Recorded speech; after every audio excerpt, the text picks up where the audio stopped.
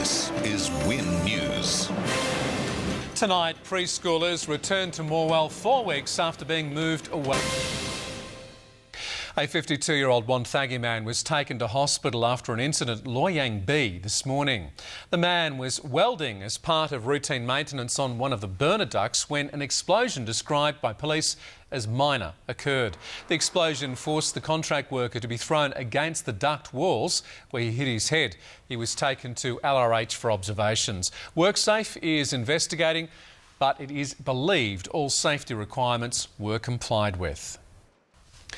Residents affected by the Hazelwood mine fire will march alongside firefighters rallying against state government budget cuts in Melbourne tomorrow.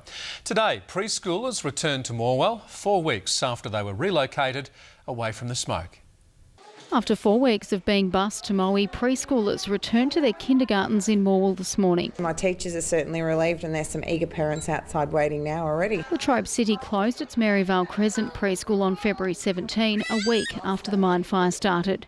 Others in the town were quick to follow suit. It wasn't really a very pleasant environment. It was quite smoky and it wasn't an environment that we wanted to have our children or our staff working in. Meanwhile, as efforts continue in the mine, the Fire Services Commissioner has warned the smell could linger for weeks. There's no doubt that the residual of burning what is basically coal in a large briquette fire will still have some sort of pungent smell about it. Craig Lapsley was under fire today after the United Firefighters Union aired claims the CFA and MFB knowingly put the health of firefighters at risk in the early stages of the Hazelwood fire.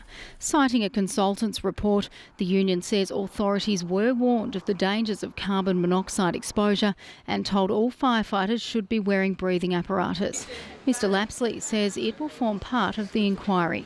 Meanwhile, community group Voices of the Valley, which is planning its own inquiry, yesterday collected evidence and signed affidavits from residents. So we actually have a really serious reason to be angry about what has happened in our community.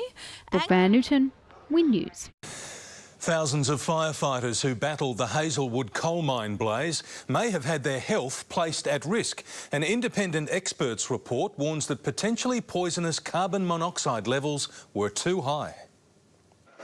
A health and safety report into carbon monoxide levels has raised serious questions about the risks taken to fight the Hazelwood coal mine fire. Firefighters are not canaries. They shouldn't be deployed into an atmosphere that their employer knows is unsafe. The document, written 4 days after the fire started, warns the safety standard for entering the mine used by the MFB and CFA had no clear rationale or justification and was potentially putting the firefighters at risk of carbon monoxide poisoning. MFB Health and Safety Officer Danny Ward is now shocked. Crews were sent into the fire with just face masks and monitors, but not the recommended breathing apparatus. That letter is as plain as the nose on my face that we was put in dangerous situations. We need to find out why. Almost 8,000 firefighters, including 500 from interstate, battled the blaze over 5 weeks. Firefighting Chief Craig Lapsley says protocols changed, as did expert advice, but that no firefighter was put at risk. I don't believe at all we compromised anyone's safety. I think we were very dynamic about what we were dealing with. The Fire Services Commissioner flatly denies he was under political pressure to quickly put out the fire, which resulted in the partial evacuation of Morwell South. I received no political pressure. There were some issues with carbon monoxide. They were immediately addressed. The union has called on the Coroner's Office, WorkSafe, Energy Minister Russell North and the government's inquiry to investigate the health concerns. Brendan Donahue, 7 News. The fire union is claiming the MFB ignored expert advice and sent firefighters into the Hazelwood blaze with dangerous levels of carbon monoxide. They're calling for the inquiry into the fire to look at the long-term health impact. David Woywood has more.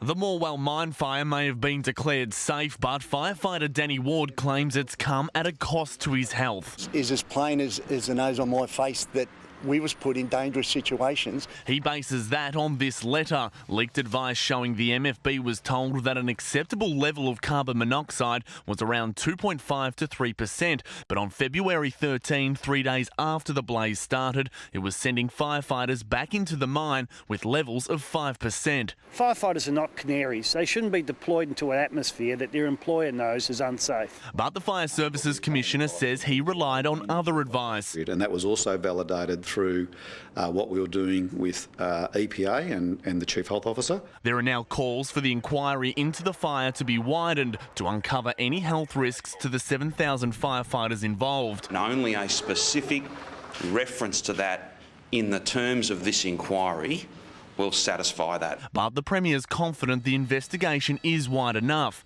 This advice also clearly highlights some of the potential long-term health effects of prolonged exposure to dangerous levels of carbon monoxide.